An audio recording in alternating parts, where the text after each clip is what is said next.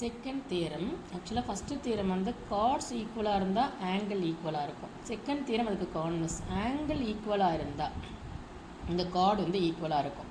என்ன தியரம்னு பார்த்தோன்னா, if the angle subtended by the chord of a circle at the center are equal, angle subtended by a chord of a circle at the center are equal, then the chords are equal.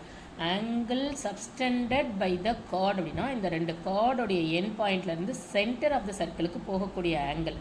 இந்த angle subtended by a chord of a circle at the centre are equal, then the chords are equal. நல்லா படிக்க தெரிஞ்சுக்கணும், மனப்பாடமாக இந்த theorem தெரியணும். ஓகேவா? Angle subtended by a chord of a circle are equal, then the chords are equal அப்படின்னு எழுத தெரியணும். ஓகேவா?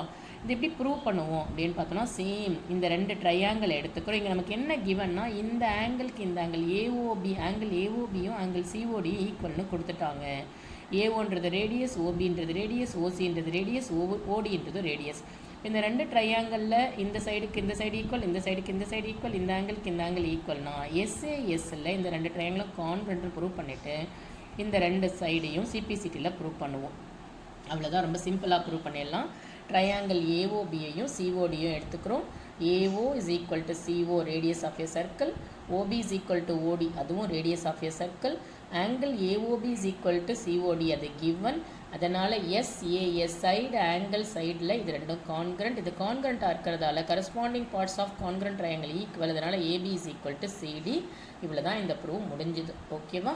ரொம்ப சிம்பிள் ப்ரூவ். சர்க்கிள்ஸ்லேயுமே நம்ம ட்ரையாங்கிளை கான்கிரண்ட்னு சொல்லி தான் போடுவோம். அதனால் congruent triangle is so important.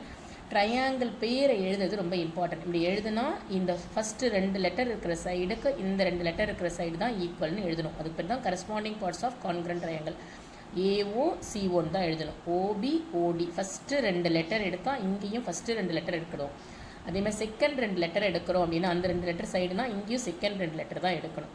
இப்போ ஃபஸ்ட்டையும் தேர்டு ஏபினா சிடி, இதுக்கு பேர் தான் கரஸ்பாண்டிங் பார்ட்ஸ்ன்னு சொல்லுவோம். ஸோ இதை மாற்றி எழுதக்கூடாது. ஓகேவா?